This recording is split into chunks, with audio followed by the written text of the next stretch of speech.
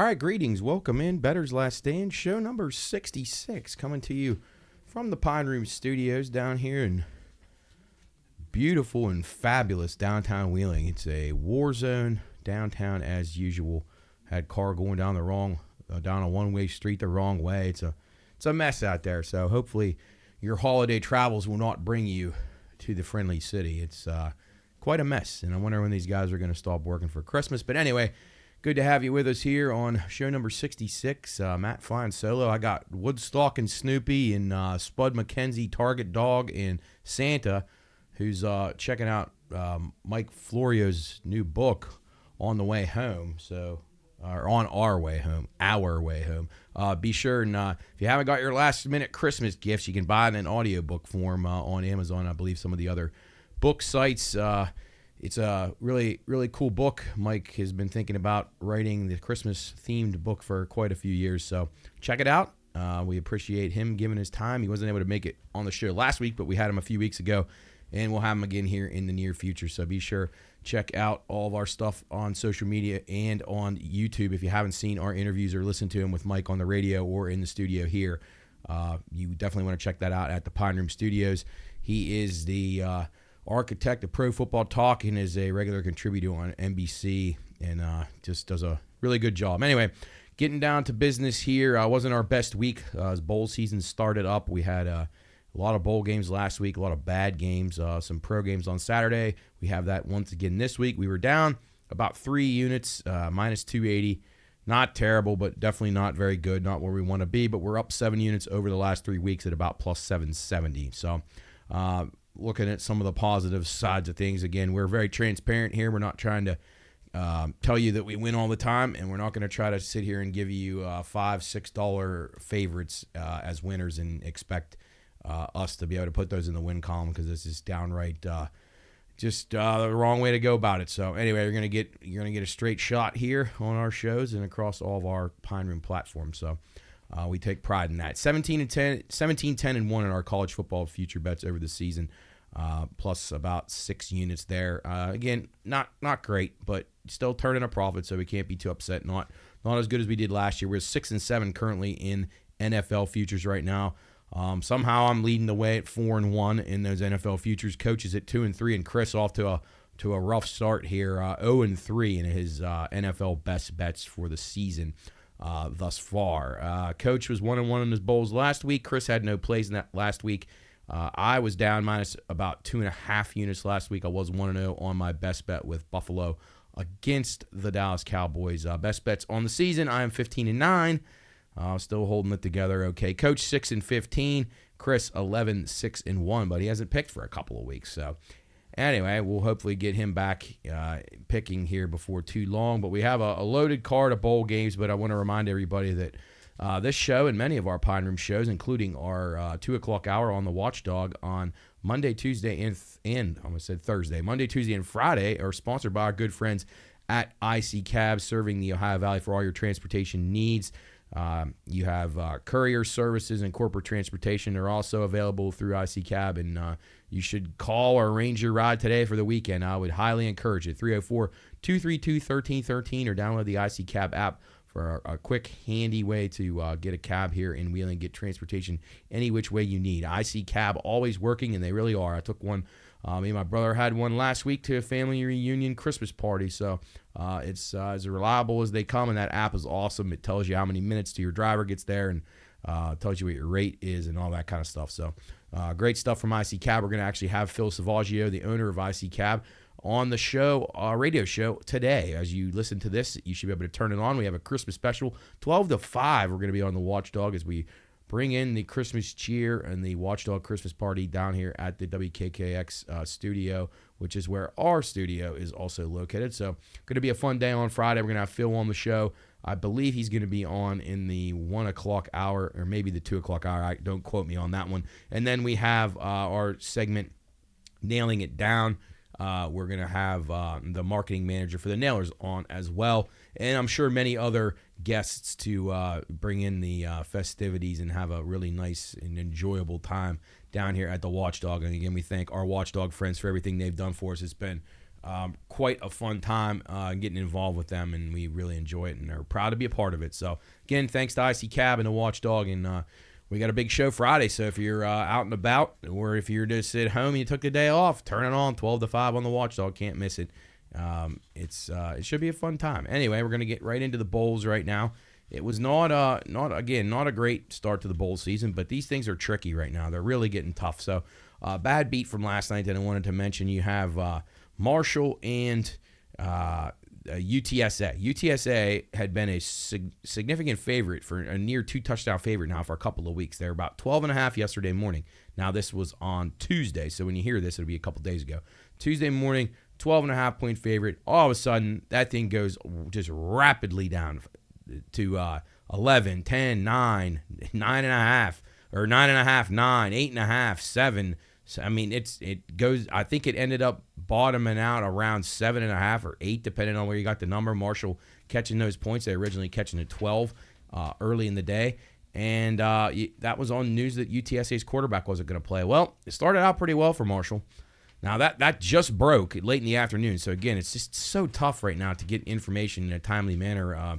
Really is. So, Marshall takes the big move, and they don't get there. They go up 14-0, and then they proceed to just fall apart. They only got a field goal in the second half, and they didn't even really threaten to score. So, it was definitely not a game. If you were on Marshall, you had to be kind of just sick to your stomach, as you think you're off to a great start there, catching at least a touchdown. But if you bet it early, like I had bet the under a couple of weeks ago, and of course that it went over. So it was not a good display on Tuesday night in that bowl game. That was the I believe the famous, or that was a Frisco Bowl. That was the famous Toastery Bowl. Was another one that if you saw that one.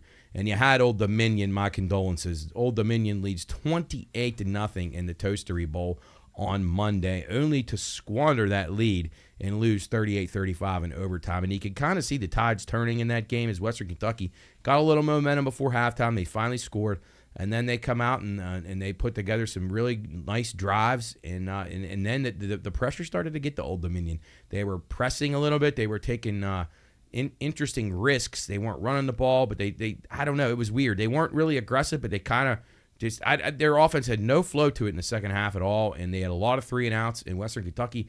You could see it when they got it to about a 2-score game. You could kind of say like, oh boy, like this completely just turned. In the beginning of the game, it looked like Old Dominion was going to win the game 55-0, but Western Kentucky weathered the storm. They did not have their starting quarterback, but once their backup got settled in, played very well, and they came back and won the game. Again, condolences if you had that. I only had the over in that game, so I wasn't on the good or the bad side of that. Really tough to swallow when you get beat like that. It's just, you never wish those kinds of beats on anybody, because they're gut-wrenching, and it's very rare when you come out on the right side of those. So I'm sure some people out there did. So congrats to them. If you had ODU, I'm sorry about that. We pick up action here on Friday. It'll be the Union Home Mortgage Gasparilla Bowl. Now, this is an interesting contest here. You got Central Florida and Georgia Tech in this game. And back when I went through my immediate bowl games, I have Georgia Tech circled, and I really like Georgia Tech in this game right now. It's down from 6.5. Central Florida was a 6.5-point favorite, a 61.5 on the total to open this. The total is now at 67.5, and Central Florida is now a 4.5-point favorite. I bet Georgia Tech early on here. I think they'll be very motivated for this game. Can't say the same about Central Florida. They've had some guys getting out of the program already. I know they're starting corners out. There's some swirling stuff around some of the guys on their offense, so you just don't know. Georgia Tech's top edge rusher and corner are out. But I like Georgia Tech's offense in this game. I think they probably are going to be able to score enough points to be able to win this game. So I'm on Georgia Tech here. I think they win the game outright. Probably even maybe should be favored in this game. This is a big game for them. They've really struggled, their program, over the past few years. and they're starting to come back to where they're actually respectable again, and I think they'll be very dangerous here in this spot, and they probably I like them to win the game.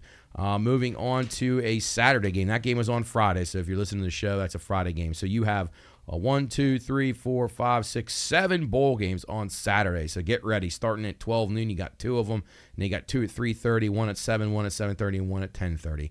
I'm not enamored with any of these matchups. I don't think they're very good, but we'll go through them anyway. Duke, a team that's in some shambles right now. A lot of guys gone from the program. The coach is gone from the program. Duke has 8 starters not playing in this game. So Troy is going to be where I'm going to go here, and I also like the under. Coach likes the under in this game as well. The total right now is at 44.5, and it's where it opened at, which is very strange to me. You got Duke's quarterback gone, coach gone. Duke's offense was bad at the beginning or the end of the season anyway, and they got 8 starters out here.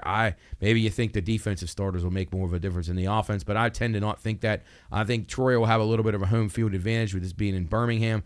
And I look this to be a low-scoring game, not a very pretty game. So I'll be going Troy, and I am also on the under with Coach as well, so I'll be supporting him in that play. Moving on to the Camellia Bowl. This is actually the Crampton Bowl. It's played at the Camellia Bowl in Montgomery, Alabama. So you got 2 games in Alabama to start it out. Arkansas State taking on Northern Illinois. This game opened Arkansas State minus 1.5, total 57.5. It is now Arkansas State minus 3 in the total, 53.5. This is the first bowl game for Arkansas State in a while, but they have not fared very well in here. I had a stat here somewhere about this game that I don't even know if I can find it. Let's see. 7 straight bowl losses for the Red Wolves. They're 1-6 against the spread, so tread lightly on that one. And then going back to that other game, Troy is currently on an 8-1 run against the spread, and they currently, I don't think I said the line, they're up to 7.5 now after an opener of 5.5 there. So I don't know about this one. This is a tough game here. I'm leaning towards the under. That's kind of where I'm going here. I don't think either one of these teams is just exceptional on offense. Arkansas State has their top linebacker out. Northern Illinois has their center and defensive end out. So not sure that makes a ton of an impact, but my lean here is to the under. I don't love anything at all in the Crampton Bowl. Moving along to the Lockheed Martin Armed Forces Bowl, Carter Stadium in Fort Worth, Texas. You have the James Madison Dukes now minus 2, the total 41. That's down from the opener of 4.5 and a total of 42.5. This was, if you were listening to the radio show a couple weeks ago on a Friday, Coach gave this out as one of his plays. He likes James Madison minus the 4.5 at that time, but you're actually getting a better number on it. This is their first bowl, so you definitely got to figure they're going to be motivated. But their coach is out. He's on his way to Indiana, so that you never know how guys will react. I'd imagine that they'll play pretty hard. And then you have Air Force. Air Force coming in right now. Their running back opted out. He's actually pretty good, which is very rare. You don't see that from the academies very often. I'm not sure if he's hurt, though, because I saw opt out, but I'm not certain that maybe he's not injured there. Been a while since Air Force has won a game. I think they've lost 4 in a row to end the season. So definitely not the kind of season that they wanted to finish up with. So I don't really know where to go in this game. I actually kind of am leaning towards playing Air Force here, but not a strong play. Coach on James Madison there as we move along. Georgia State and Utah State doing battle in the famous Idaho Potato Bowl, Albertson Stadium in Boise. This thing opened Georgia State minus 3.5. The total 63.5. Right now, you have Utah State minus 3.5. So a complete role reversal there as some of these Georgia State players defect. The total 59.5 down from that 63. Cooley gave out an under on that play or on that game on the radio a couple of weeks ago, and it obviously moved with the under. Georgia State has their running back, wide receiver, right tackle, and corners all out of the game. Utah State, it will only be without their starting safety, which is not going to be easy. Man, I really have no feel in this game again. I really thought that these games on Saturday were pretty bad. Like this, just to me, these just don't intrigue me at all. Just there's a whole lot of garbage here. You got 2 6-6 teams coming in here. There's just not a whole lot to be excited about in this Potato Bowl. I lean Utah State in the game. I think that the move is the right way for them. I'll probably be backing them. I feel like that program is just in a little better spot. So going to lean Utah State there, but no strong play there. Numbers moved with Utah State into the under. Moving along, the 68 Ventures Hancock-Whitney Bowl, or the 68 Ventures Bowl at Hancock-Whitney Stadium, sorry. It'll be South Alabama taking on the Eastern Michigan Eagles. South Alabama opened 16.5 to total 48.5, now 17 and 46.5. So this is a game that actually stayed similar to where it was at the beginning and when the line actually opened. South Alabama will be without their wide receiver and running back. Eastern Michigan will be without their quarterback, guard, and offensive or outside linebacker. That's one of their good edge rushers. So few key guys out of action there. I liked South Alabama. Gave them out as a play. Coach also on South Alabama. So I'll be sticking with the Jaguars here. I think they'll be very motivated. Eastern Michigan, to me, just looks like just a putrid team. I didn't see anything from them that I like. 6-6 on the season in a league that's a little top heavy, if you ask me. So I'll be going with South Alabama here. I think they roll it up in what is the biggest spread, I believe, in any of the bowl games right now. Keeping it moving, the SRS Distributions Las Vegas Bowl. The Utah Utes taking on the Northwestern Wildcats. This opened Utah minus 9.5 the total. 42.5 is down to 6.5 now. The total 42. So total hangs around the same. I gave out a play on the under in this game, and I think Northwestern to be incredibly motivated. Utah, it was another season of what might have been. Their quarterback is out. Top two wide receivers are out. Their cornerback, starting corner, is out. Northwestern does lose one offensive lineman, but they come in very motivated in this game. So I like Northwestern here. Don't love them. I should have bet this game back earlier. I thought maybe Utah would take money, and then as Utah guys defected, the number went down. I was hoping that I could get 10 eventually, but I never got better than 9.5, so it's down to 6.5. If I can get it back to 7, I'll probably still take Northwestern, but I definitely like this game under. 42.5 is what I bet it at early. It's at 42 right now, so I'll be going under in that game. I think it's a very low-scoring game, field position, that kind of stuff, and I like Northwestern to battle Utah, the much more talented team, but Northwestern has really been motivated all season to prove people wrong, and they've had a nice year. So I think they'll hang in the game. And moving along to our final game on Saturday, it'll be the Easy Post Hawaii Bowl at the Ching Complex in Honolulu. Coastal Carolina and San Jose State doing battle here. San Jose State opened 7.5 total, 55.5. That's now up to 10 in the total of 52. Coastal Carolina makes just an incredible trek across the mainland United States and then out to Hawaii. It's going to be tough for them. They're without their top two quarterbacks, their wide receiver, their top wide receiver, their top running back, and their top linebacker. Not good. San Jose State will be without their starting tight end and one of their top linebackers, but that's nothing compared to what Coastal Carolina is enduring here. I originally was on San Jose State to begin with, along with Coach. And we will be on San Jose State again because Coastal Carolina, to me, has no motivation at all. They're going out there. They live on the Eastern Shore, and it's beautiful where they are going, and it's beautiful where they come from. So I'm not sure the beach is going to be much of an exciting factor for them, seeing that their campus is right on the beach. I guess Hawaii is its own thing, but I don't know the motivation for this team. They lost a lot of people. I don't like it here, and I think that San Jose State will be very excited to get in this bowl game. They have not been a program that's been very good for maybe ever, but I like them here, and I think they'll show up and play really hard, and I think they'll get the job done. Moving on to a Tuesday game. So skip Sunday, skip Monday. You have the Quick Lane Bowl at Ford Field in Detroit, Michigan. It'll be Bowling Green taking on Minnesota. Minnesota minus 5.5. The total 36.5. The totals actually went up to 39.5. While the Golden Gophers are now laying just 3.5. Minnesota quarterback went in the portal, but their offense to me really bad. Bowling Green's a team I thought had a pretty strong schedule for a MAC team. I like Bowling Green in the game. Coach is on Bowling Green as well, so he and I align on that one as well. So I'll be sticking with the Falcons. If I can get anything over a field goal, I think it's worth a play here. So it'll be Bowling Green for me and Bowling Green for Coach there in the Quick Lane Bowl on Tuesday afternoon. Oh, and let's recap a couple of the. Bowling Green has their starting running back out and their starting corner out. Minnesota, as I mentioned, their quarterback into the portal. Just a reminder, everybody, I have this entire list of opt-outs and transfer portal guys, so you have so many things to keep track of in these bowl games. It used to be kind of easy to get info. You could kind of see who was motivated, who wasn't. player A, B, and C aren't playing. That's easy, way in advance. Not anymore. It's nuts how they hide this stuff to the very end. Keeping it on Tuesday at 5:30 kick. It'll be the Serve Pro First Responder Bowl at Gerald Ford Stadium in Dallas, Texas. It'll be the Texas State Bobcats taking on the Rice Owls, both teams from Texas. Texas State opened 6.5, total 60.5 on this one. Rice quarterback opts out, and currently the line is down to 5.5, so you only had a 1-point difference there. Total has gone down just 1 point. Coach is on Texas State in the game. I like the game over a little bit, so I think you still get a little bit of value there in a 59.5. It's down just a tick. Maybe one extra point. It might make all the difference. Coach is on Texas State, and I think that might be the right side there.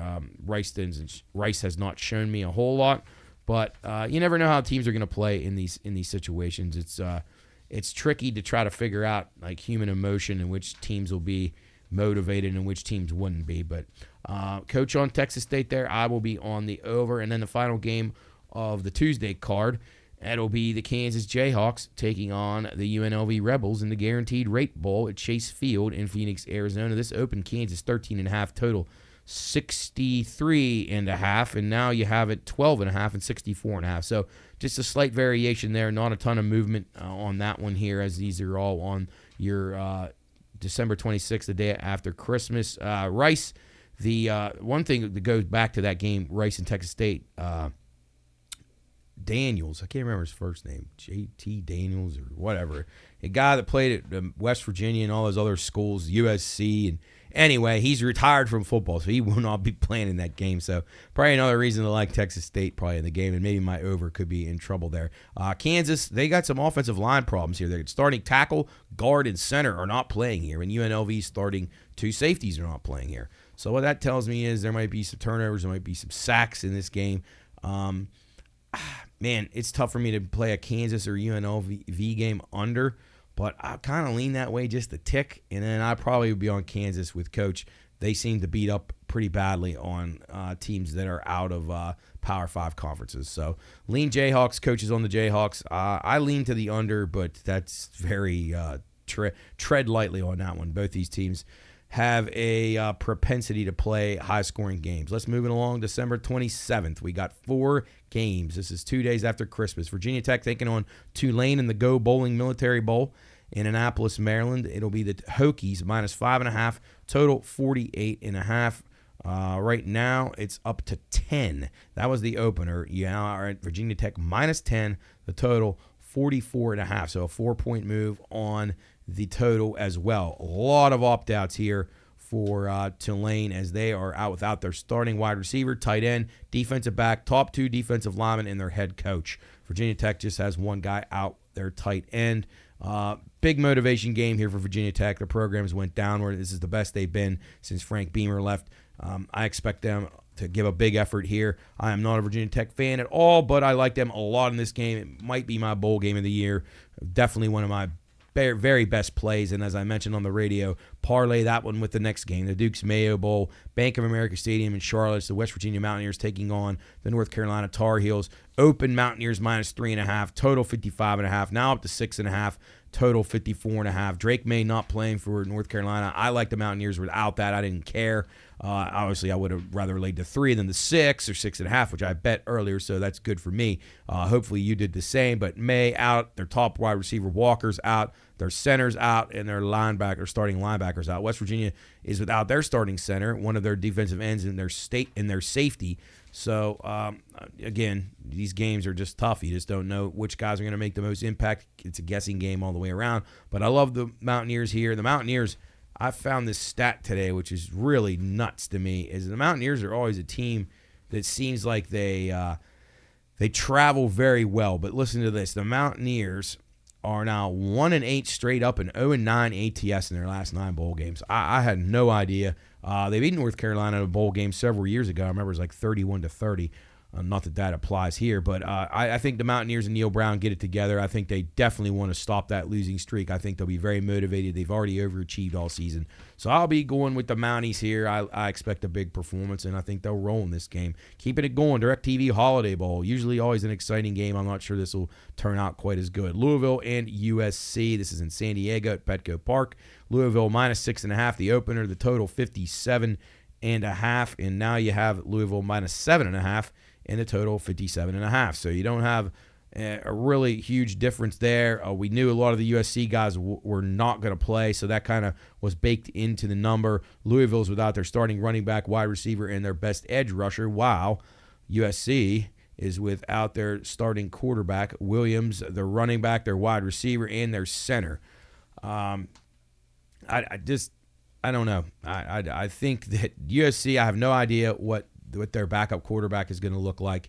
Obviously, when you're going to be the number one draft pick in the NFL draft, most likely you're probably going to sit out a game that's played any other day than the playoff games or New Year's Day. And even then, these guys are opting out of these big games. So I don't think that Louisville is very good. They ended the season on a bad note. I thought they were an embarrassment against Florida State in the game, and I really liked them a lot. So I don't know what to expect out of either one of these teams here. I don't think I can lay 6.5 or 7 with Louisville.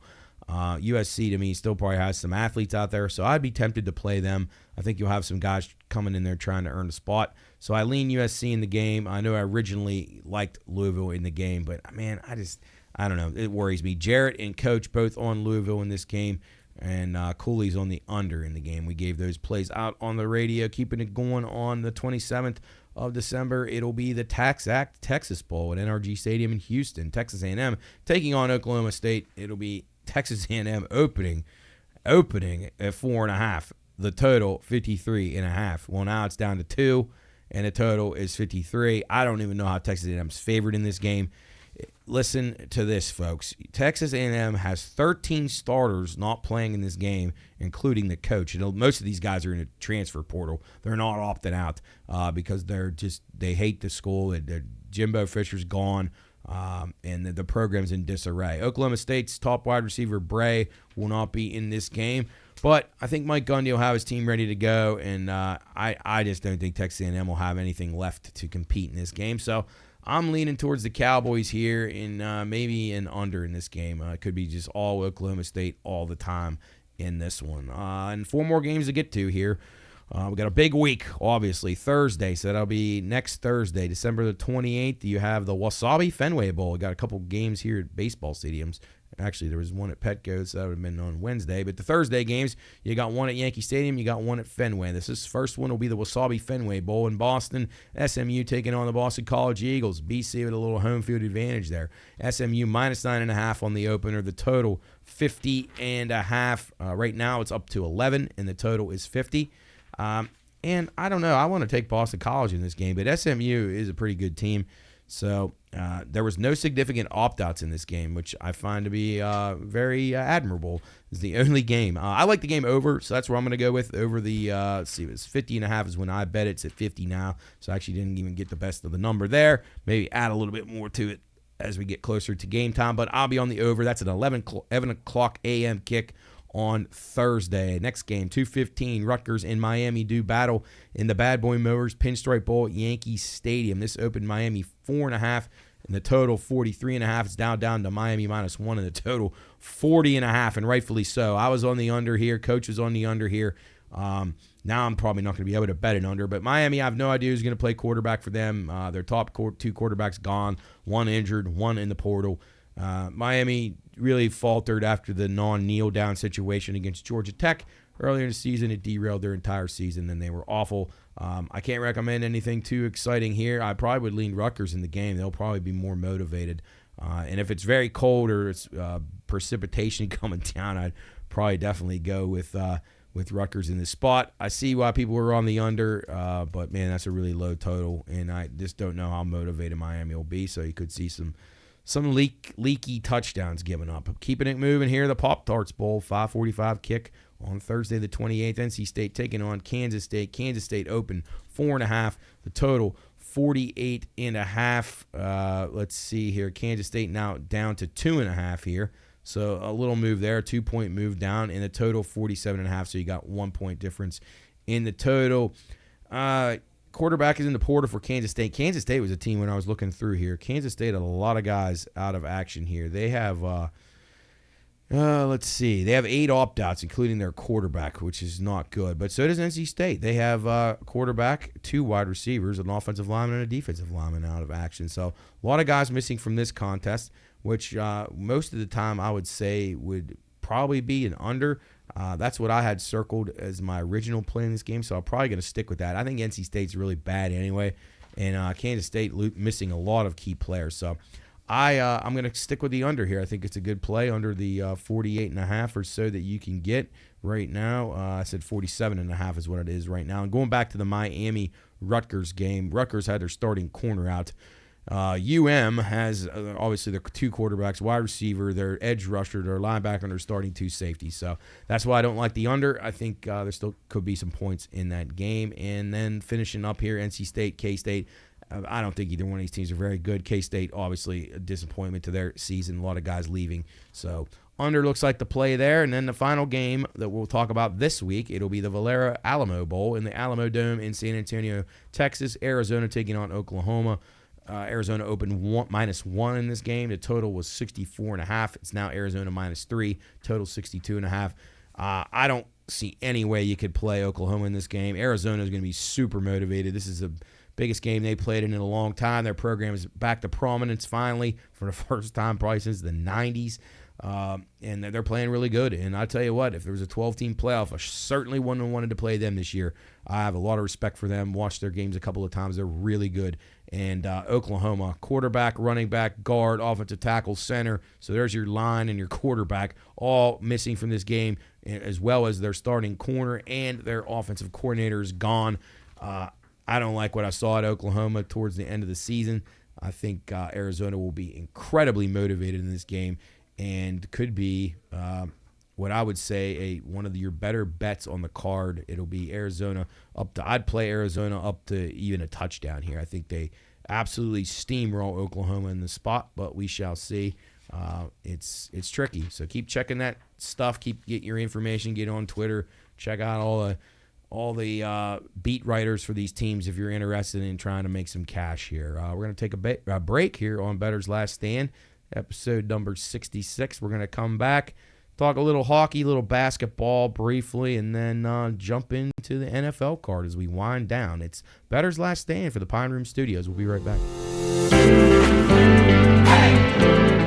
Bettor's Last Stand is for entertainment purposes only, but who better to listen to than the guys here at the Pine Room? For more picks you might have missed, follow Bettor's Last Stand and all of Matt's picks on X, formerly Twitter, at BLS_PRP. Because just like General Custer, we're in Bettor's Last Stand.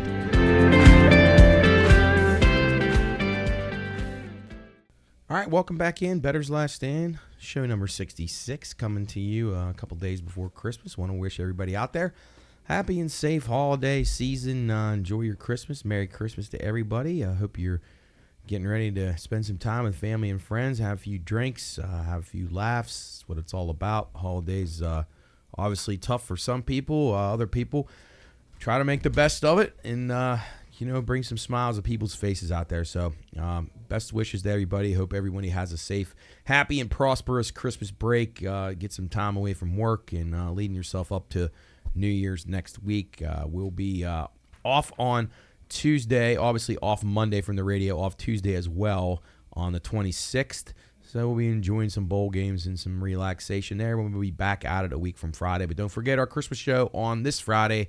That'll be right here on the Watchdog, right across the hallway here, actually, in the Watchdog studio, 12 to 5. Listen to the Pine Room Boys. Bring in the Christmas spirit all day long from 12 to 5. So we would love to have you give us a call or shoot us a text on the text line throughout the show on Friday. Should be a very good time. And again, thanks to our friends at the Watchdog and our friends at IC Cab who sponsor this show and several of our other segments on our other shows. Appreciate everything they have done for us. IC Cab, who serves the needs of all the Ohio Valley and the surrounding areas for anything transportation related.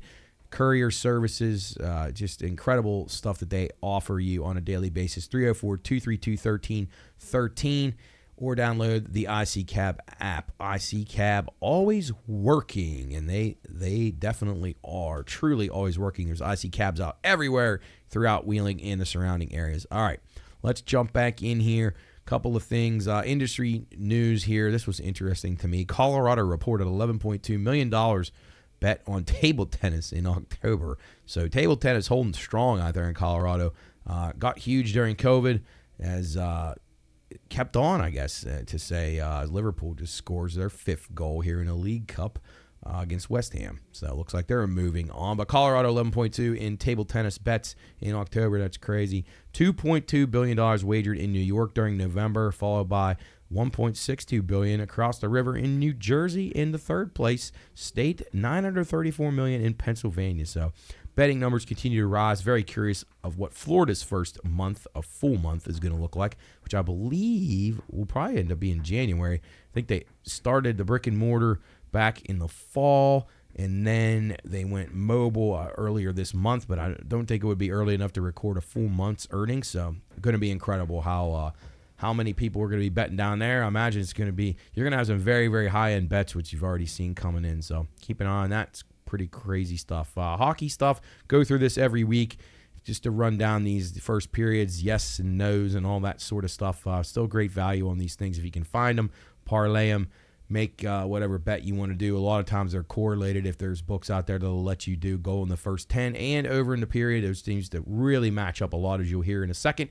Goal in the first period, yes, here. 23-7 for the Minnesota Wild, 23-8 for the St. Louis Blues, 23-9 for the Chicago Blackhawks, and 24-9 for the Tampa Bay Lightning. So those are all the teams that are hitting at a very high rate of over 1.5 goals in the first period. Here's the numbers over the last 10. The Blues, 9-1 first periods over in their last 10. Chicago, 8-2. Tampa, 8-2. And Dallas, you can't believe this, 10-0. Their last 10 games have went over in the first period. And that is very surprising because Dallas is a very defensively responsible team with a pretty strong goaltender. Just tells you that they get out to a good start and then kind of put the clamps down. Goal in the first 10, no. Numbers aren't super strong on this, but a couple of angles stick out to me. Winnipeg and Boston both 19-11, so there was 19 no's that they hit that they would have hit under 1.5 goals. So that's basically you're getting 1 goal or less a period 19 times out of 30 for those two teams, Winnipeg and Boston. But Boston 9-1 no in the last 10. That's pretty impressive there. As you can tell, their goaltending and defensive back line have lined up pretty well here after a lot of changeover in the offseason for the Bruins. So 9-1 in the last 10 for them, no. 10-0 for Dallas, yes, in the first 10. First periods, actually, I was saying over and unders on those. I apologize for that. That was a total oversight by me. Those were goals in the first 10 minutes and no goals in the first 10 minutes. So Dallas goal in the first 10 minutes is yes, 10-0. Boston 9-1, no on those. So those were 10-minute numbers. First period overs and unders are coming right now. Chicago 22-9 first period over, so that's over 1.5. Edmonton 20-9 over 1.5. Nashville 22-10 over 1.5. In the last 10, Dallas, here's that correlation. 10-0 they were to goal, yes, in the first 10 minutes. They were also 10-0 to the first period over. So I was right, I guess, even though I wasn't. I was looking in the wrong spot. 10-0 Dallas. The last two, either way you look at it, last 10 games, 10-0. Yes, goal in the first 10 and goals over 1.5 for the period. So pretty impressive. The Blues also on a hot run here, 8-2 in the last 10 first period overs. The unders look like this. Vegas 19-14 to the under. Montreal 16-14 to the under, and they're 7-2 in their last 10 to the under. So some strong trends there in the NHL.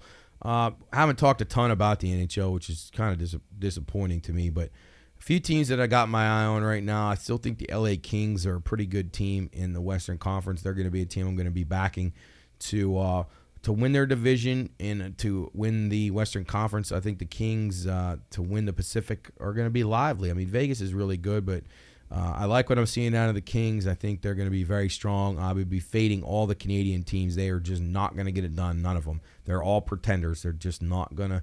They're not going to get it done. And right now you can get Colorado Avalanche plus 165 to win the Central Division. They're going to chase down Dallas, but I think that's very doable.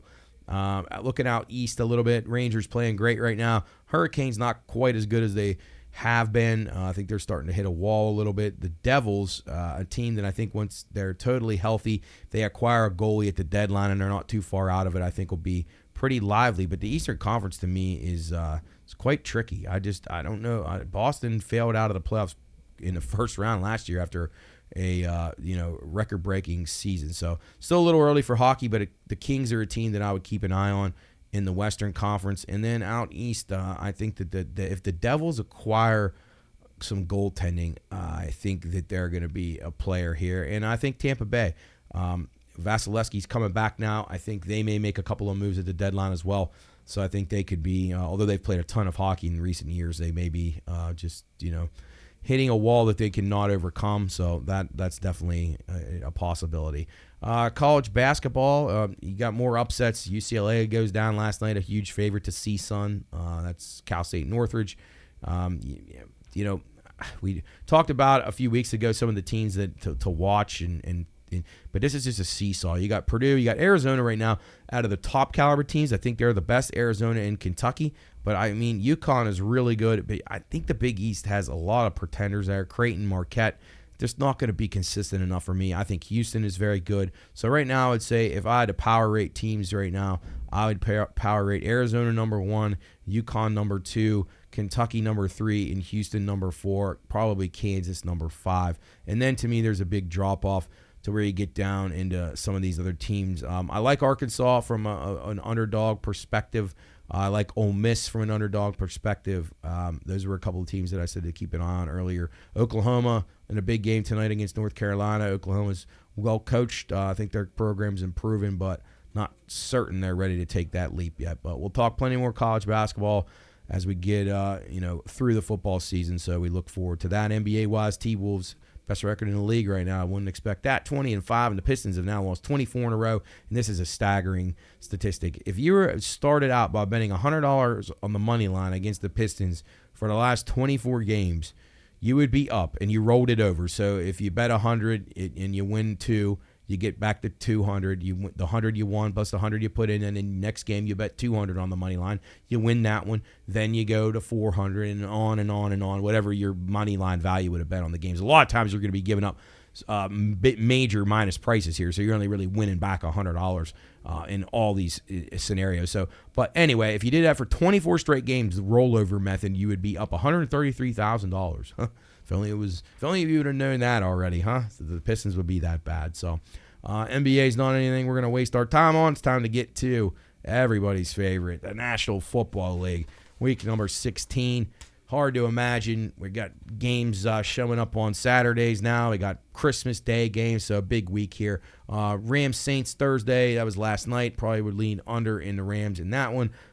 Getting right to it, Steelers back in action on Saturday. Take on the Bengals, 4:30 kick. It'll be Cincinnati -2, the total 37. To me, the Bengals, I know they've played very well lately, but you got to think about who they played and what kind of situations they've been in. Yes, Browning has played better. He's rejuvenated the team, and I would make the argument that they're far better with him than Burrow. I know people would say I'm insane for that, but just not a Joe Burrow guy. I feel like Browning has made the team play a little bit more loose, and it shows. So while I think Cincinnati has improved, and I'll give them credit for that, I think the Steelers win this game. I know everybody thinks it's over for them. I do too, but I think they, losing 4 in a row to all just okay teams. I mean, maybe Indy's a little above okay.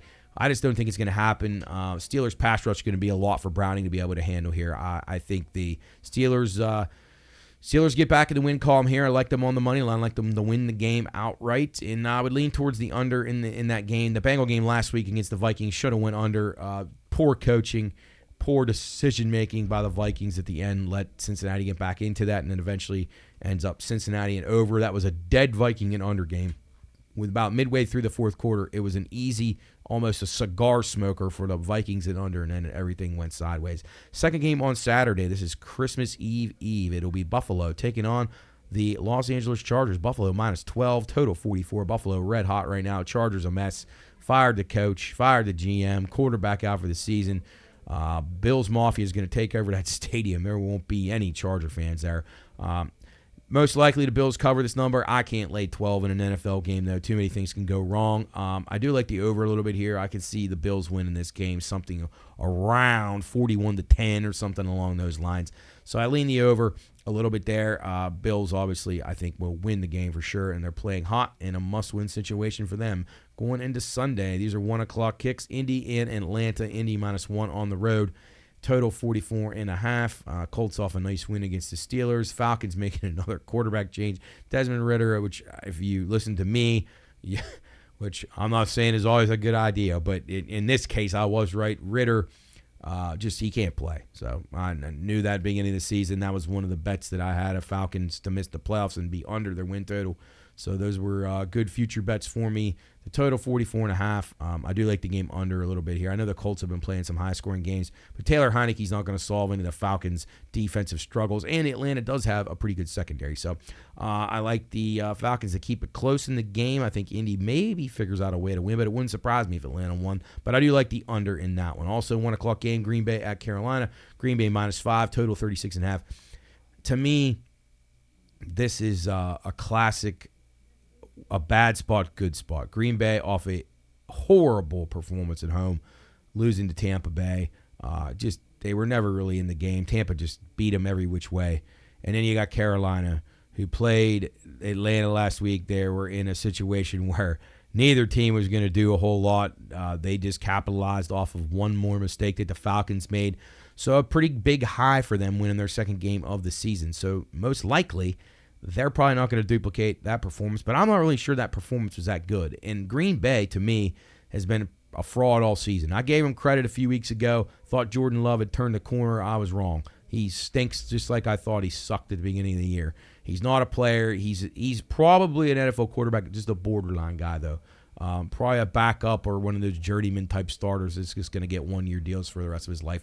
Not a bad gig, but he'll never sustain, I don't think. I just don't see it. Too many regressions, even maybe you think he turned a quarter. I like the under in the game. I think this is a dead under. Both these teams will struggle to score. I think Carolina plays them tough. I wouldn't surprise me if Carolina won this game. I don't see how Green Bay should be laying 5 against anybody in the pro game. I can't get over that number. I know Carolina stinks, but Green Bay is not that much better than them. And the fact that you would say if this game was at Lambeau Field, that you think this game was going to be at least an 8-point spread, that's just ludicrous to me. So I'll be leaning towards Carolina in the game, but I will like the under the best on that one. Cleveland and Houston, 1 o'clock kick as well. Cleveland -2.5, total 40. It looks like Stroud is out again, so the Browns maybe get a couple linemen back. The Browns had a gutty performance last week against the Bears. They did not play well, but they got the job done nonetheless. Lean Cleveland here, but I like the under in the game. I think it'll be a low-scoring game. Browns defense will be anxious to see how they play on the road, but you're getting backup quarterbacks in Houston. And Houston, I tell you, I got to give them a lot of credit. That was a game last week. They probably shouldn't have won against Tennessee, but they pulled it out. They're very well coached, and their team plays really hard. So I think this will be a really close game. So I like it to be close and low-scoring under the 40s where I'm going there. Also at 1, Seattle and Tennessee. Seattle on the road, 2.5-point favorite on the road. Total 41.5. I like the Titans quite a bit in this spot. Seattle off a really big win. They need the game here. Tennessee is just, every time I think Tennessee's dead and buried, last week, it was like I thought you just put an extra layer of dirt over them. Vrabel finds a way. This may be the end of them. I think Vrabel and Tomlin, if they both were to lose this weekend, will probably be gone from their 2 spots, whether it's forced or they just realize their time is up, which is what the sensible guy would do. I like Tennessee, though, in the spot. I think they come to play here. If I can get a field goal here, I'm definitely taking it. Seattle needs the game, but I just don't see them playing as well as they did 2 weeks in a row. Washington and New York, the Jets, that is. The Jets -3, total 37.5. Yes, I said the Jets are actually favored in a football game. I cannot believe this number. I'll be on the Commanders here. The Commanders, to me, have far less deficiencies than the Jets. Now, the Commanders are sloppy. They turn it over a lot, but they can score. They can move the ball a little bit, and they can give up a lot of points. So maybe over in the game, but I do like Washington catching a field goal. I just can't believe the Jets can be favored against anybody. That should be a pick 'em at minimum. Detroit at Minnesota, the final 1 o'clock game on Sunday. It'll be Detroit on the road, -3 to total 47. Boy, I really wanted to pick Minnesota in the spot, but the more I was going down the team and who they have available at this point, I'm not sure that Minnesota hasn't hit a complete wall here. Detroit played very well last week. They did anything they wanted against Denver, which I wasn't surprised about. But Detroit, their consistency is always an issue. So I'm going to lean Minnesota in the spot, but I don't highly recommend that play because if Detroit plays their best and Minnesota plays their best, it's going to be Minnesota getting crushed. I do like the under a little bit in the game, division game. I think it'll be played pretty tight. These two teams know each other, and I think it'll be a little lower scoring than their 2 games last week. Jacksonville at Tampa, the first 4 o'clock hour game. It'll be Tampa -1, total 43. Looks like Lawrence could be out there. Tampa's favored in the game, which is just seems off to me. I think Jacksonville's due for a bounce back. So if Lawrence plays, I'll be on the Jags. Maybe lean towards the under in that one, although out-of-division games and unders don't really sit very well sometimes. Dallas and Miami, big showdown, 4:25 on Fox. It'll be Miami -1.5, total 51. Tyreek Hill questionable in the game. Dallas was exactly what we thought they were. They can't win on the road. They were an embarrassment. They said all their guys had the flu and they're going to get the excuses going, but I never really heard that before the game. It was only after when you get beat. But, Dallas is exactly what I knew they were. They're not going to ever be tough enough to win a road game. And Miami is the exact same thing. They're not going to be able to beat anybody good on the road. I know that Dallas beat the Eagles, but the Eagles are floundering, and it wasn't at Dallas. So, again, neither one of these teams have proven anything to me at all. They're both basically the AFC and NFC version of each other. Soft, very talented on offense, and when they're playing at home and things are going well, they're going to look very pretty. So I think the over is the play here. I think both these teams will go up the field on each other. Neither defense intrigues me at all. I just don't, if Michael Parsons isn't making plays. I just think Dallas's defense is very dressed up. Miami's defense might actually be a little bit better than Dallas, but they're pass rush now. They got some guys out. I don't know if they can recover from that. So I like the over in the game. Lean Dolphins only because they're at home, though. Strictly because they're at home. Because if this was in Dallas, I would love Dallas, and I love the over either way. Arizona and Chicago, 4:25 kick. Chicago, this is just laughable. Chicago Bears are -4.5, total 44.5. This is just flat out not right. I know Arizona stinks, but I have far more faith in Kyler Murray than I do in Justin Fields. Justin Fields cannot play. Look up his record. It's like 8-30 or 8-26 or something along those lines. He's awful. Kyler Murray, to me, I'm not a Kyler Murray fan at all, but I've been impressed with the way he's played so far this year. His team's really bad. He doesn't have a whole lot of resources, but he runs around, he makes plays, and if he's able to be protected, I think they can hang in this game. I know their defense stinks, but the Bears are a one-read passing offense. It's DJ Moore, throw it up to him, or Fields eats it and gets sacked or turns it over. I have no faith that the Bears should be 4.5-point favorite in this game. It's just outrageous to me. To me, this game should be around a pick 'em or maybe Bears -1 since they're at home. But I like Arizona in the game. I think they'll have a very good chance to win. And then the nightcap, New England and Denver. This is on Christmas Eve. 8:15 kick. It'll be Denver -6.5, total 34.5. Now, I gave Denver a lot of credit.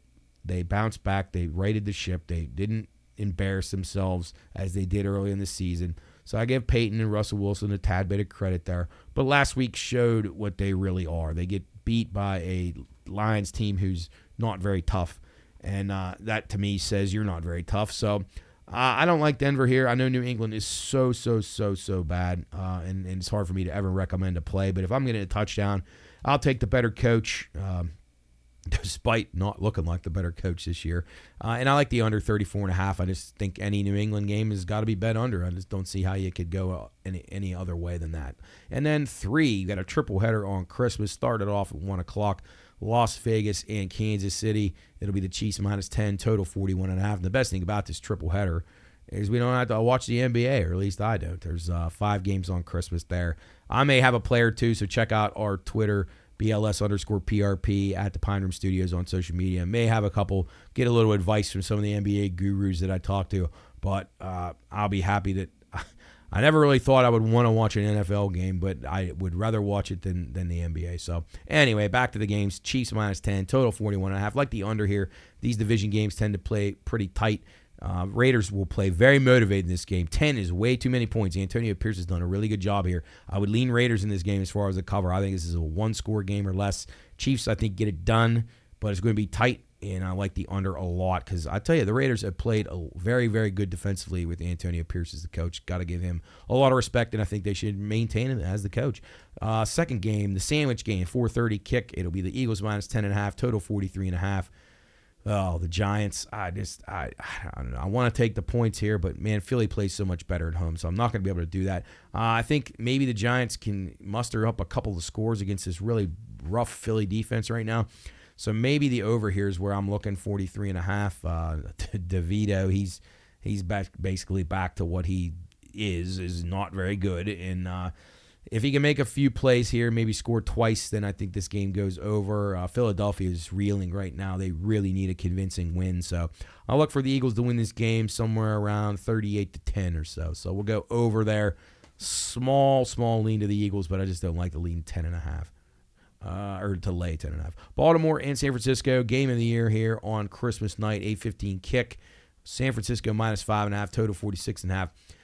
Probably a few too many points here, but I can't really argue with it. San Francisco is far and away the best team in the league when healthy.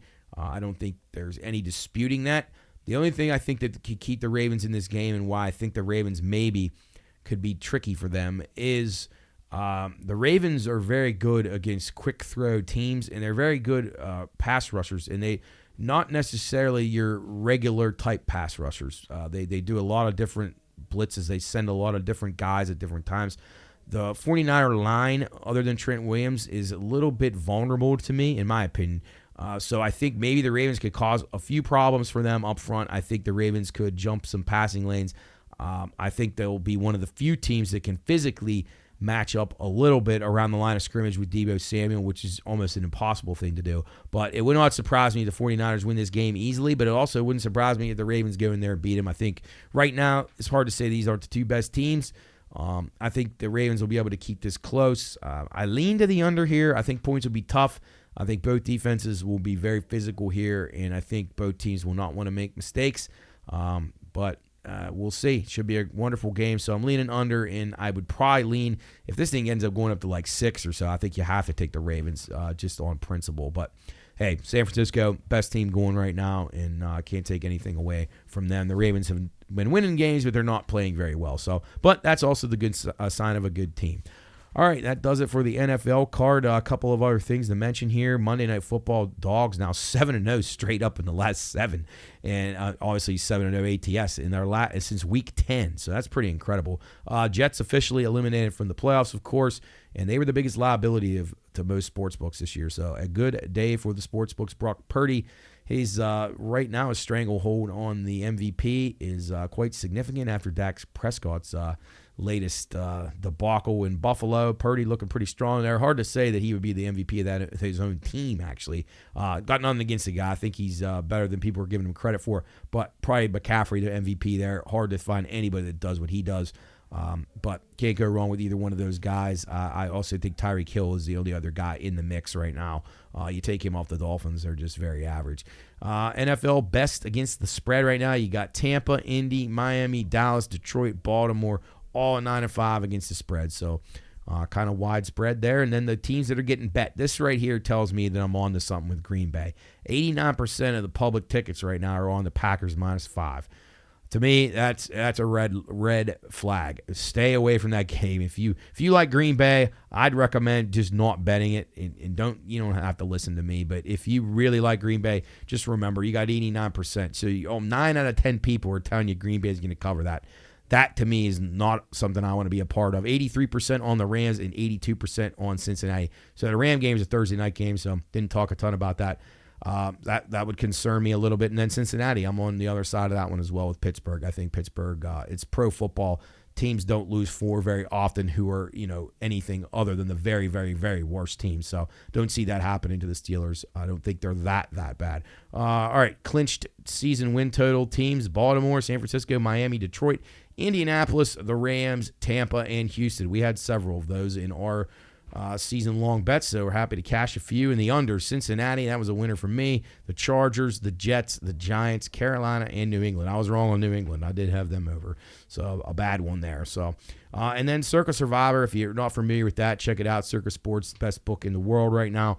They're down to 10 entrants in their $9.26 million pool. 10 people left in Survivor pool. You obviously use a team once. And there's wrinkles in that one that they don't have in other ones where you got Thanksgiving and Christmas as their own week. So this week, double week for those people. So best of luck to all of them.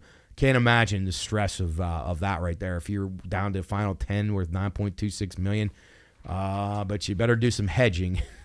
That's what I would recommend. It could be very, very, very upsetting if you're not able to at least lock in a profit if you're one of the 10 best out of the thousands and thousands and thousands that participated in that contest. The other bad beat that I wanted to mention, I talked about the 2 bowl games, the Marshall game with the weird spread move, and then Marshall falls apart in the second half, and then the ODU debacle. There was a basketball game the other night, North Dakota and Utah Tech. You could have given up 8 points in the last 40 seconds, and it went 9 points. So terrible beats. If you looked at it, there was a technical foul in there. It was just a lot of horrible things at the end of that game. Basketball gives you horrible beats every night, kind of like baseball. So best of luck to you.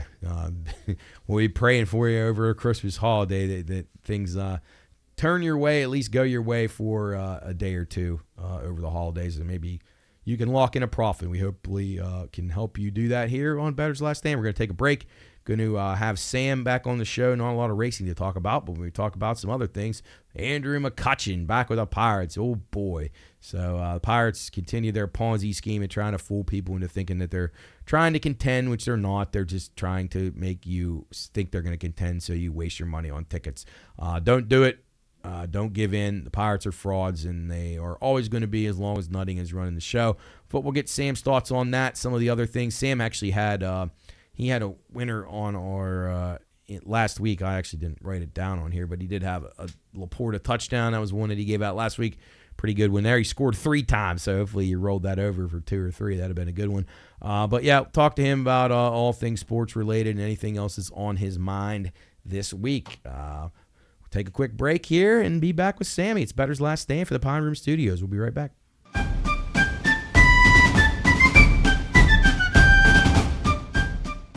Reminder, this show is for informational and entertainment purposes only. All wagering activities should only be conducted by those 21 years of age or older and within the confines of federal, state, and local law. If you or someone you know has a gambling problem, contact 1-800-GAMBLER. That's 1-800-426-2537. All right, men, load the cannons and hold the line. You're listening to Bettor's Last Stand.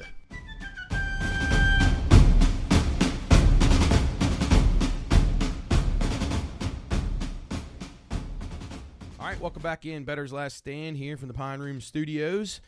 Bringing in on, coming down the last couple of days until Christmas, joined by Sammy, the man, out of Upper St. Clair. Sam, welcome back as always. You got your Christmas shopping done? Christmas shopping's done. The Pirates are making moves.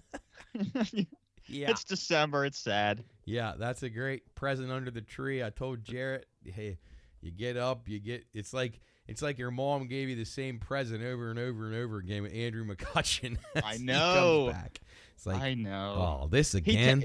He had socks just texted again? me. He had texted me on the way here or on my way home. He said, "Let's make Dylan Cease a bucko." I said, "Just don't get too worked up on that. That's an impossibility."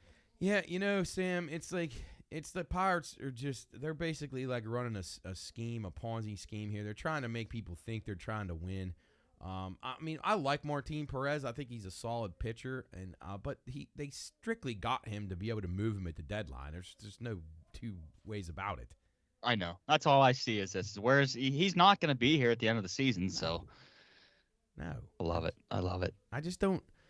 I just don't ever see them doing anything that's other than what we already know. They're going to get guys who are past their prime or number 5 starters in a rotation to try to make them a number 2. And then obviously we talked about last week with the situation with losing the catcher. And now Davis will have to go back to catch now, but he missed an entire year of development behind the plate. So that sets you back. Every move they make is wrong. I know. And it's like they make them and they end up in the same spot. They just do this crazy circle right back in the beginning. Exactly. And people keep falling for it. I mean, most of us are wise to it now, but I just don't know what makes this year any different. And then of course Cutch has to come out and say like, "Oh yeah, I expect to win now." Like, well, first of all, dude, you don't have many more years left to be on a team anyway. So, yeah, I would want to win now too, but I don't know what you're doing coming back to Pittsburgh. It's Matt. It's the typical. They need the headline in the Post-Gazette that says the veteran club, the veteran voice in the clubhouse. That they have this person. He's the rock in that clubhouse. Yeah, gosh, I don't know. We were reading through the lineup the other day on the radio, and it's like, okay, first 3 hitters, it's okay, and then you get to Sawinski, and it's like, oh boy, and then Tellez, and then if you got Cutch DHing with his like hitting 240, that's with no power. I don't know. It's really disappointing for people. Yeah. But hey, maybe they'll get Cease and Cody Bellinger by the end of the week. Yeah. Well, Bellinger wants $200 million. Yeah, so if we can find that for him. Yeah, I don't think that's going to happen with the Pirates. You could give him a 20-year deal, and he'd be lucky to hit $200 million with them. So, any other things in baseball standing out to you? There really hasn't been a whole lot since the Ohtani. No, not a whole lot. I thought the Glasnow deal was good, but I don't know. Glasnow doesn't strike me as like that number 2, number 1. I can count on him to win this game. Yeah, I agree. Type of guy. He's got number 2, number 1 type stuff, but he's never proved that he's a guy that can go deep into a game, and he hasn't stayed healthy. I don't know. I don't know what the option is. I mean, he's probably all right if you're going to – he's almost like an opener, like a glorified opener in a way. He's good, but, yeah, I just don't know what you're going to get out of him. I see why the Dodgers needed to do it. They needed to get some live arms, but, yeah, they still need some extra pieces if they're going to be able to win in October.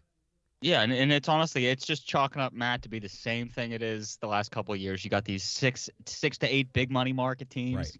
They spend the money, we get the rest. It's fuck. Yeah, it is, and you have to figure, Texas will be in a good spot. I mean, they're one of the teams that actually was willing to spend, and they didn't have a lot of the parts that they had bought, so they're going to be obviously maybe even better than they were last year. And I expect the Cardinals to be better in the National League, and then obviously the Phillies and Braves aren't going anywhere, so the Mets are going to be trying to get back into it. I don't know. It's about 100 days out from spring training. I know. So, I'll be fired up though. I'm an idiot. I'll be fired up. I mean, I'll get excited too about I'll be more excited about the Orioles obviously than the Hey, Pirates. opening day is a Friday. Bucks Orioles. No, we might have to do that. Let's hope it's not like wintry conditions at that time of the year, but we shall see. All right, good call last week on Sam Laporta. He gets it. He scores 3 times. Jeez. How about that if you had that one? Yeah. He's good. He's really good, by the way. Yeah, he's really, really good, man. Yeah, Lions looked really strong last week. Anything interest you in pro or the bowl games? Marshall with a nice performance last night. Yeah, the Herd. Blew a big How about lead. Anything in the pros that you like for the Christmas weekend? Yeah, we'll start with the anytime touchdowns. Actually, I was just writing down another one I just saw. So first, we'll start off with Tyler Higbee. He's a plus 300 like it to score against the Chargers. The Chargers stink. Yep, they do. And we got 2 people on the same team here. We got Gabe Davis is a plus 270. And Dawson Knox is a plus 430. Ooh, yeah. And then, Matt, I'm going to the well like I always do. Alec Pierce. All right. Hey, he should have had one the other day. Should have. Actually had a slant. It was a bad throw. He actually, I was ready to count that one as a winner. He's plus 310. If I can get Pierce in the 2s or the 3s, every day I'll take that. He's a red zone target. I mean, Minshew's just so inaccurate sometimes. I know, but Minshew, though, my only thing in my head is like if Pierce scores, it's because Minshew's just a wild man. He's just slinging it around. He is. He's a slinger. Then, All right. Higbee, well, Davis, Knox, and Pierce. there's one more now. All right. He's been underrated, and I think he is gonna. I hope he breaks out, man, because he should be good. Is Jamison Williams? Yeah, I like him. He is too. plus 380 against Minnesota. I just think they haven't been able to find him. Well, he was hurt, wasn't he? Yeah, he was hurt. Yeah, he was hurt at the beginning of the season. Then he got suspended for the gambling for a couple games. Yeah, So, everybody makes mistakes. But no, that guy's a playmaker, and I think the Lions, in my opinion, they need to try to get him involved in these last few games because if they're going to be in the playoffs, they need to have another threat out there. Because right now, the way they played last week, they utilized all their weapons. They had both their running backs going. They had their tight end, their top wideout. They just need another complimentary wide receiver. And if their defense can get any stops and their offensive line protects Goff, you never know, right? Yeah. I mean, they're trending upward. They went through a little bit of a lull, but they had a winnable game this week against Minnesota, who's kind of in trouble.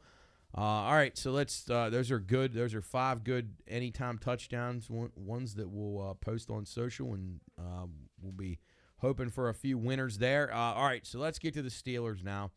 Oh yeah. The disaster continues. However, I like them a lot this week against the Bengals. I think for the Steelers to lose 4 in a row, like literally the world would stop because they're not bad enough. They should lose 4 in a row. No, they're not. But it's just like there's just this weird aura that you know. If you listen to the sports radio around here and you get the vibe of the fans, like everybody is just kind of like looking at each other, like, dude, this, like, it just feels weird. It's almost unexplainable, Matt. Like nobody has anything positive to say about the Steelers, like at all, and it's so foreign to us. Yeah, I love it. I love the drama. I'm a Pirate fan. I'm used to this shit. Yes, this is every day. Yeah, and it's like, dude, the colors, the true colors of fans are coming out, and it's oh yeah, it is a shock, to be honest. They don't know who to blame next. Everybody thought Matt Canada would solve everything being gone. They've actually been worse without him. How about that? Possible. It's exactly what they didn't want. And Tomlin probably needs a change of scenery. He's probably ran his course there. There's infighting on the team. Obviously, Pickens and Johnson are idiots. Not a whole lot of leadership on the team right now, but I'm expecting a decent performance out of them. I think Cincinnati's obviously played pretty well with Browning, but they've been very fortunate to the teams that they've been playing have made a lot of mistakes, like Minnesota last week. They were dead and buried in that game, and then Minnesota gives them life. Steelers took care of Browning the first time. I know it was his first start. So I'm like them here, just a little bit of a lean towards them in this game. I think they'll have a good chance to win. Any other thoughts on any of the games on the card?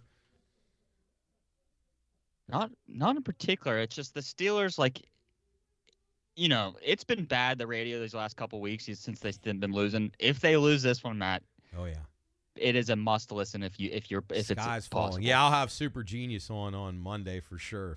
Actually, he won't be on Monday. It'll be Christmas, so I'll have to do the day after. Yeah, I owe my guy ESPN's Bill Barnwell an apology. He seems to be very correct in his Kenny Pickett assessment. Yeah, I think he might be. All right, so how about the 2 feature games this week? Dallas, Miami. Who you got in that one? Dallas. I don't trust McDaniel. Yeah. I guess. Yeah, I think there'll be a lot of points in that game. And then how about the showdown on Christmas night? Ravens and 49ers. Niners. Yeah, Niners are going to be hard to beat right now if they stay healthy. That's for sure. Like Purdy just has to play okay, and they should. Yep. All right. So you said you had some thoughts or some notes on racing. Anything that struck you this week that you want to share with the listeners? Anything that's excited you? It's just shocking how many people are actually moved around. Like when I saw the list of just the rookies that didn't do like random cup races here and there that are in, it's incredible. But like just the teams that are shifting around and like track houses. I saw an article today that they're trying to raise more funds because they're trying to expand more. So like they're in the moto, like a third car, like a full circuit third car, full schedule. Yeah, and like that, and they're dipping their toes into Moto GP too. Oh, wow. So they're trying to. I don't know. It's just exciting. It's NASCAR seems like with this new TV rights deal. I mean, it's billions of dollars every year. Yeah. You would think the team should have access to more money. Therefore, the sport should grow. I love it, man. Yeah. So many different. Let's hope for that growth. I think they've been on the right track as we talked about, some of the races that they've been experimenting with. Not all we've been fans of, but the majority of them, I give them, kudos for trying. At least Bristol Dirt is no longer. That's good. I could go another 30 years without seeing the Bristol Dirt race. That'll be Need to see okay. it. And then some of those other ones, the Chicago and just any of the other little things they did. Where are they doing the? Did they figure out where they're doing the what's the Busch Clash this year? It's back at the fucking Coliseum. Yeah. Oh, okay. Again. All right. Yeah. Can't even get all the cars on. Out Yeah, there. and then the All-Star race, do they keep it at North Wilkesboro? Yeah, should be there every year. Okay. Forever. Okay. I actually wish that was a points race at some point. I know it's Wilkesboro. Man, maybe Dale Jr. will get it there eventually, but hey, that's pretty cool. Well, that's like, did you see IndyCar's doing like a race this year? It's called the Thermal Club, and it's a non-point race, and the winner gets $1 million. Really? What track is that? The Thermal It's Club? I think in like California, and it's like the tickets matter like $10,000 a ticket. Oh my god! I don't understand like what it. They might be in some deep shit. Who would think that they could draw that? I mean, Formula One had to. Well, it turned out better than it originally looked in Vegas, but geez, that's quite interesting. That's one of those NHL outdoor games at Lake Tahoe, like something crazy like that. Yeah, when it's 75 degrees. Right, and the ice is melting. But right. Yeah, I'm so looking forward to race season. It won't be, well, it's still a long ways away, but it'll go fast, I guess. We're already to Christmas, so by next week we'll be in January basically, and then we only got about 6 weeks, I guess, till we can start getting excited. Fucking go, baby. Let's go. Yeah. Anything F1 this week? Anything noteworthy? I didn't see a whole lot of change or anything. Not really much, man. Yeah. All right. So, anything NBA on your mind? T-Wolves, they're playing pretty damn good basketball. And then how about those poor Detroit Pistons? Fuck, do they stink? And Cade Cunningham scored 46 the other night. I know. What's their problem? I mean, I thought they were going to be. They had him and the Ivy kid from Purdue. I was like, oh, they got a good little couple guys here. Maybe they'll keep getting a few more. But man, they're terrible. Yeah, I don't know, because like they have Isaiah Stewart, who's a young big man who should be good, but when your coach is coming out there, he's like, oh, I love these guys. You do that little rah-rah speech. It's like, dude, it's done. You got 2 fucking wins. 2 wins, man. I had this stat earlier in the show. So if you were to bet $100 on the money line against the Pistons for the last 24 games, you rolled over each time. So if you won, you would just double up on your bet and so on and so on. If you did that 24 straight times, you'd be up $133,000 for a $100 initial bet. Get a house. The Detroit Pistons would have bought you a house. Yeah. Spurs, they at least got back in the win column. What are your thoughts of Wembanyama so far? I think he's been good, man. I think he just needs to put on some more weight, get more used to it. But dude, he's good. Yeah. The Spurs, they have a record that you look at and you say, what the fuck's going on here? Because they got good players too. Right, and you think Popovich should be able to start to figure it out eventually to get him a little better. Right, and I can't lie, Matt. I was watching a little bit of John Morant play last night, and I'm not the biggest fan of him, but fuck, that was awesome. Yeah. That was one of those things that, like, you knew he was getting the ball and you knew he was going to the rack and you knew he was going to score. How about them now? You can get them a decent price to, like, get into the play-in tournament. They could get hot and maybe make a little run in that. It's crazy what a difference one player makes. Yeah. Seriously. Just, like, with your whole confidence of your team, I guess. So everybody. I can kind of see that, especially the young team. But, yeah, hopefully Jaw keeps his weapon locked away. I hope. Everything will be good. Eastern Conference-wise right now, who do you have? Like, if you were to power rate your top 3 in the Eastern Conference, who would be your top 3 teams? I mean, the Celtics are obviously good, but damn, they always let me down. Yeah.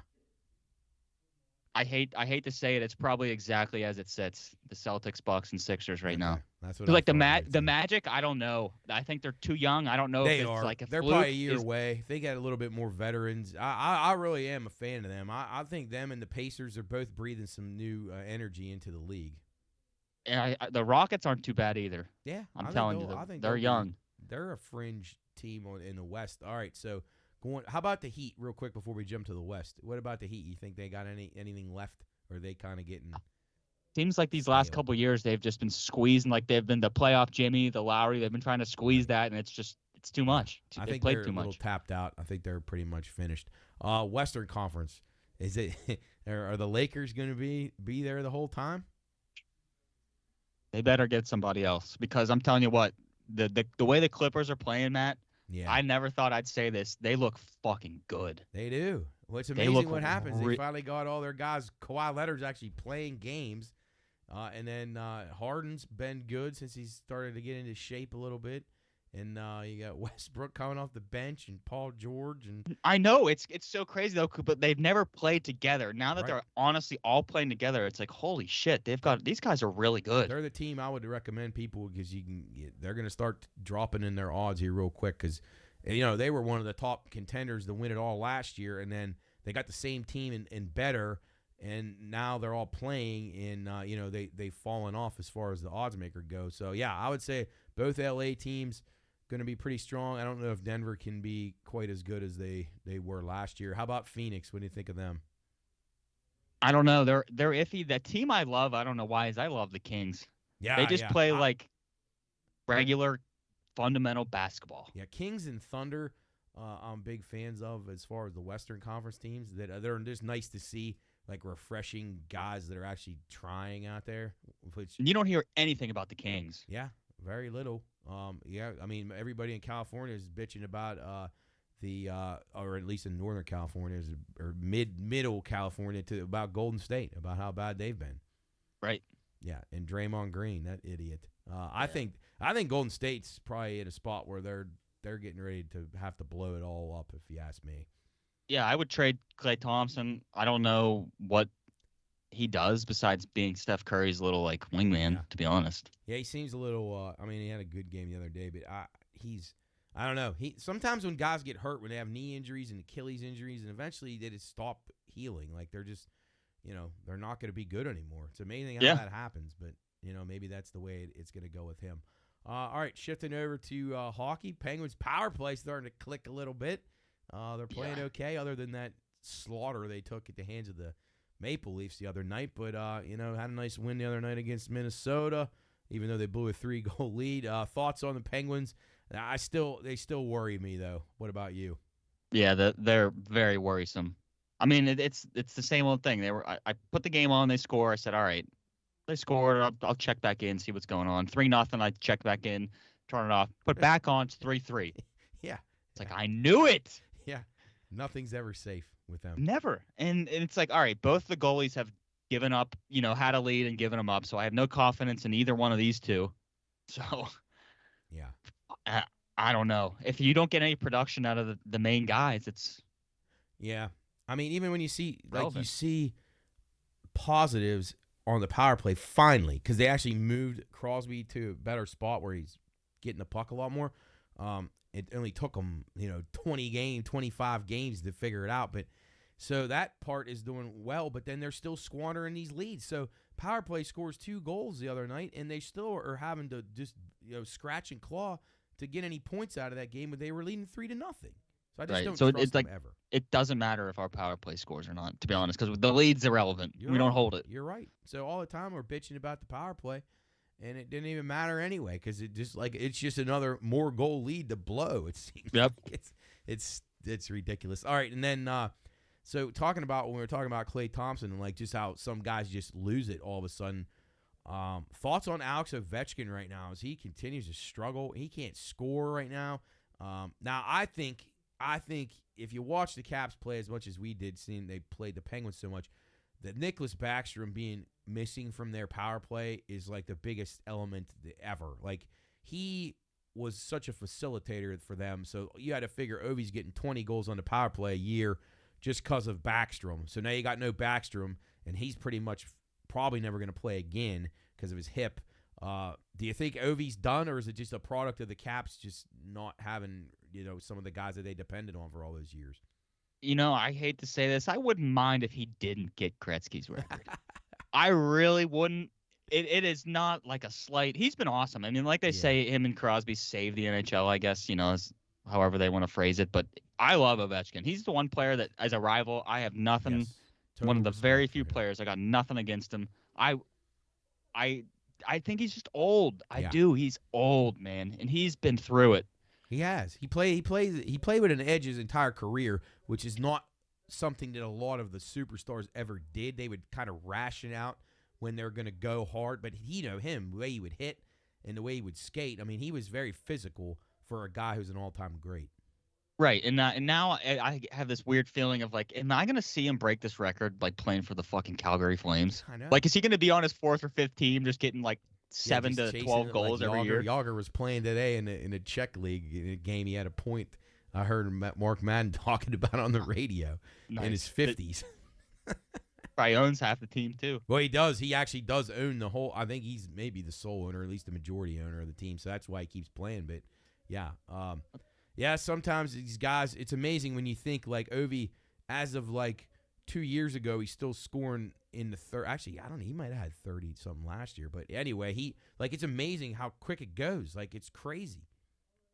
I'm checking, see what he scored last year. Because, I mean, I would have thought, 2 years ago, I'd have said it's almost a guarantee. But, the Backstrom element is huge.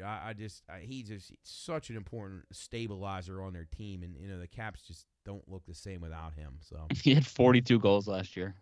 Now, that's incredible. Now, that's an exceptional drop-off. Yeah, he has 5.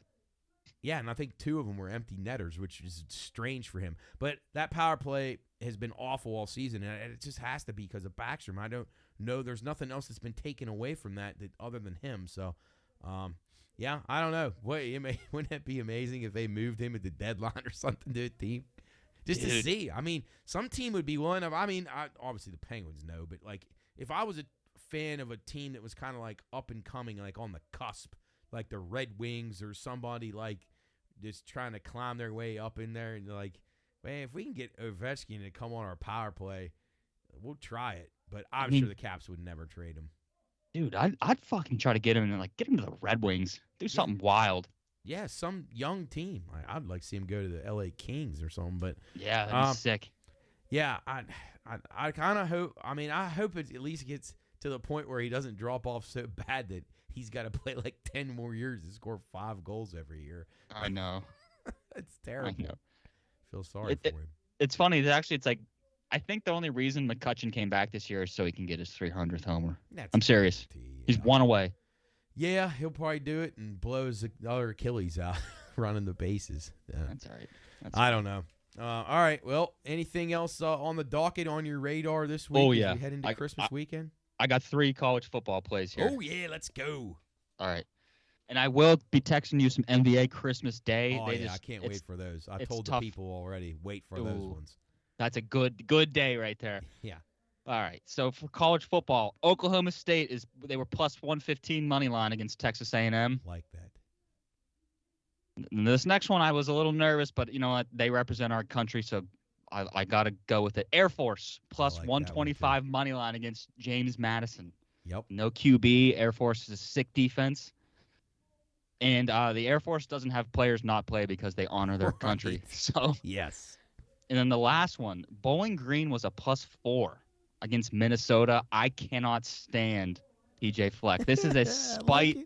This is a spite bowl game. PJ Fleck pisses me off. He really I like does. it. I like all 3 of those plays a lot. I think those are all really good angles because I think the Oklahoma State obviously is playing a team that has like the half of their team is opting out or they're transferring already. And then I love the Air Force angle. And I had Bowling Green down as a team that I think, like, to me, they played, sneaky good schedule. I think they'll be motivated for the game. So I'm with you. I like them. Good stuff. So, yeah, people will look forward to your NBA plays that we'll post on Christmas Eve or Christmas morning. So, all right, Sam, well, thanks for joining us as always. Merry Christmas to you and the family. Tell everyone we said hello, and hopefully we'll see you guys very soon. Yeah, Merry Christmas to you guys as well, and Matt, we'll be in touch. Sounds good, buddy. See you next week. Later. All right, that does it for us here on Bettor's Last Stand. Again, thanks to Sam for joining us as he gets ready for the Christmas season. He'll have some NBA winners for us on the weekend or Sunday, Monday, however you want to look at it. Again, best wishes.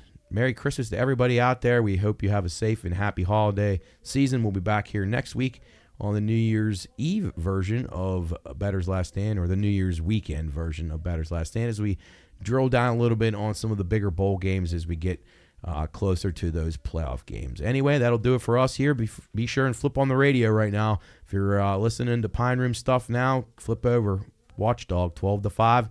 We'll be in the studio celebrating, bringing in the Merry Christmas and Happy New Year wishes out there to all of our listeners and people across the area. 12 to 5 right here, or not right here, but on the Watchdog. As always, again, thanks to our friends at IC Cab and our friends at Frizzy Customs for our wonderful computer that we tape the show on each week. Don't say thanks to them enough. We will be back here next week, and we'll be back on the Watchdog on let's see, Tuesday or Friday, this Friday, today, and then the following Friday. So anyway, keep apprised of all the things at the Pine Room Studios on social media, Instagram, Twitter, and all that stuff, and BLS_PRP for our extended picks throughout the weekend, including NBA plays on Christmas. It's Bettor's Last Stand, show number 66. Wishing you a Merry Christmas from the Pine Room Studios. We will see you next week.